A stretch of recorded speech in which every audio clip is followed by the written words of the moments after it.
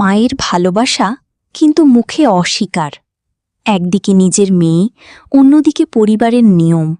শেষ পর্যন্ত কাকে বেছে নেবে মা? আর এই লড়াইয়ে অহনা কতদূর যেতে পারবে? চলুন জেনে নিই আজকের এপিসোডে। আসসালামু আলাইকুম বন্ধুরা, আপনারা দেখছেন বড়লোক বাড়ির ছোট বউ গল্পের ১১৯তম এপিসোড। চলুন শুরু করা যাক আজকের পর্বের এক্সপ্লেন। এপিসোডের শুরুতেই দেখা যায় অহনা শাশুড়িমা চুপি চুপি নিজের মেয়ের মাথায় হাত বুলিয়ে দিচ্ছে। লুকিয়ে থাকা বউরা সেটা দেখে বুঝতে পারে মা তার মেয়েকে খুব ভালোবাসে, কিন্তু বাড়ির পরিস্থিতির কারণে সেটা প্রকাশ করতে পারছে না। মনের ভিতরে তিনি কষ্ট পেতে থাকেন। মেয়ের পাশে দাঁড়াতে না পারার যন্ত্রণা তাকে কুড়ে কুড়ে খাচ্ছে। ঠিক তখনই মিলি জেগে উঠে যায়। সে অবাক হয়ে জিজ্ঞেস করে, মায়ের বালিশ এখানে কেন? এরপর অহনা ঘরে ঢুকে বলে সে দিদিভাইকে একা ছেড়ে থাকতে পারবে না, তাই সে এখানেই ঘুমাবে। শাশুড়িমা তখন নিজের অনুভূতি লুকিয়ে কঠোর হয়ে যান। তিনি স্পষ্ট বলেন তার ঘরের কোনো জিনিস যেন এই ঘরে না আনা হয়। মিলিও তখন মাকে কথা দেয় সে আর কোনোদিন এই ঘরে কিছু আনবে না। এরপর পরিস্থিতি আরও আবেগঘন হয়ে ওঠে। শাশুড়িমা মিলিকে বলে দেয় সে শুধু সমস্যার জন্য এখানে আছে, কিন্তু তাকে আবার শ্বশুরবাড়ি ফিরে যেতে হবে। এমনকি তিনি বলেন মিলি তাদের কাছে মৃত। এই কথা শুনে মিলি ভেঙে পড়ে, কারণ শ্বশুরবাড়িও তাকে গ্রহণ করতে চায় না। অহনা তখন দৃঢ়ভাবে পাশে দাঁড়ায়। সে বলে মিলির থাকার জায়গার অভাব হবে না। এমনকি সে বলে প্রয়োজনে মিলি সতু মামার কাছে থাকবে, যেখানে সে সম্মান পাবে।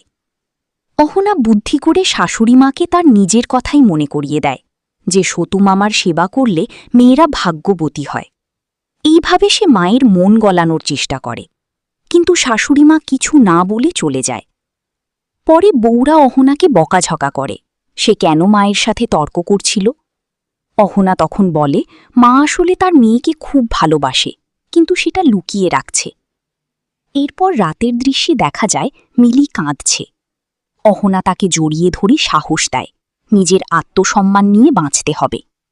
মিলি তখন বলে সে তো সাধারণ মানুষ, তার আবার কিসের আত্মসম্মান।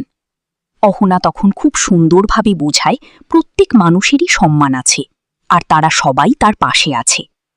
সে আরও বলে সব মেয়েরা এক হলে যে কোনো লড়াই জেতা সম্ভব। এইভাবে সে মিলিকে নতুন করে শক্তি দেয়। এরপর সকালে নতুন ঝামেলা শুরু হয়। পল্টু, তার মা আর অর্জুনের কাকা এসে অভিযোগ তোলে বাড়ির নিয়ম নষ্ট হয়ে যাচ্ছে। তারা বলে মিলি এখানে থেকে তাদের টাকায় খাচ্ছে, এটা তারা মেনে নেবে না। অহনা তখন সরাসরি প্রতিবাদ করে। সে বলে এতে কারো সমস্যা হওয়ার কথা না। পল্টু তখন রেগে যায় এবং বলে এই সংসারে সেও টাকা দেয়, তাই তারও কথা বলার অধিকার আছে। অর্জুনের কাকাও বলে যে মেয়ে তাদের কথা না শুনে বিয়ে করেছিল, এখন সে ফিরে এসে তাদের উপর নির্ভর করছে, এটা তারা মেনে নেবে না। অহনা তখন দৃঢ়ভাবে জানায় মিলি এখানেই থাকবে। এই সময় অর্জুন এসে অহনাকে থামাতে চায়। সে বলে কেন সবকিছুতে সে কথা বলে। অহনা তখন জবাব দেয় যখন কেউ এগিয়ে আসে না তখন তাকে কথা বলতেই হয়। সে বোঝায় মা একা হয়ে গেছে, কেউ পাশে নেই, তাই সে চুপ করে আছে। শেষে পরিস্থিতি আরও উত্তপ্ত হয়ে ওঠে। পল্টু অহনাকে চ্যালেঞ্জ করে, আর অহনাও জবাব দেয় সে জানে সে কি করতে পারে।